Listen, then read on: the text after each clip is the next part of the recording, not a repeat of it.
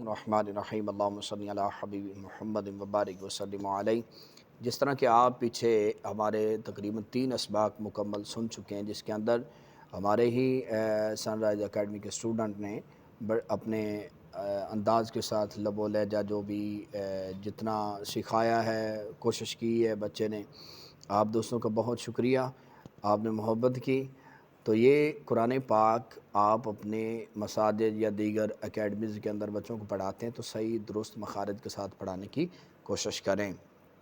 اکثر اوقات ہوتا ہے کہ مساجد کے اندر جو بچے ہوتے ہیں نا، ان کی تعداد تقریباً 100 سے زیادہ ہوتی ہے، پلس ہوتی ہے۔ تو اب ایک استاد کیسے اتنے بچوں کو ٹائم دے سکتا ہے؟ تو یہ ساری چیزیں ہمیں نوٹ کرنی چاہیے۔ جہاں اپنے بچوں کو آپ دنیاوی تعلیم کے لیے اکیڈمیز کے اندر بھیجتے ہیں، رکشے کے اخراجات بھرتے ہیں، اسکول اچھے سے اچھا آپ لگاتے ہیں، تو وہاں پہ قرآن پاک پڑھنے کے لیے بھی ہمیں اخراجات کرنے چاہیے، قاری صاحبان کا بندوبست کرنا چاہیے تاکہ وہ ہمارے بچوں کو کچھ ٹائم دے کر قرآن پاک صحیح طریقے کے ساتھ پڑھائیں۔ آج سبق نمبر ہے 5۔ اس میں 2 زبر 2 زیر 2 پیش، ان کی آواز کیسے ہوتی ہے، ان کی پہچان کیسے کرنی ہے، ان کو اختتام کیسے کرنا ہے۔ تو یہ ساری چیزیں آج ہم اپنے اسٹوڈنٹ سے سنتے ہیں کہ ان کو کیسے پڑھنا چاہیے۔ قرآن پاک میں بعض اوقات 2 زبر 2 زیر 2 پیش ہیں، تو ان کو پڑھنے کا کیا طریقہ کار ہونا چاہیے؟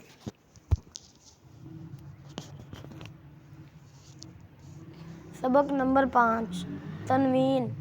2 زبر 2 زیر اور 2 پیش کو تنوین کہتے ہیں۔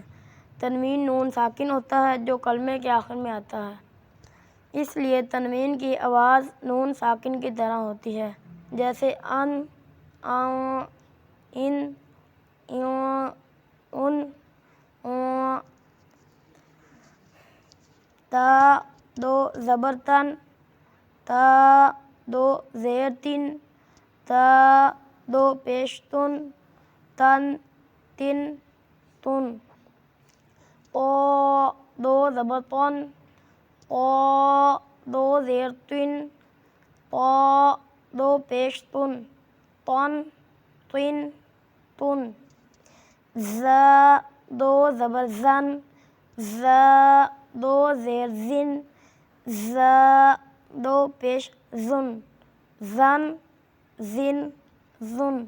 غال 2 زبر غن، غال 2 زیر غن، غال 2 پیش غن، غن، غن، غن۔ غاں 2 زبر غن، غاں 2 زیر غن، غاں 2 پیش غن، غن، غن، غن۔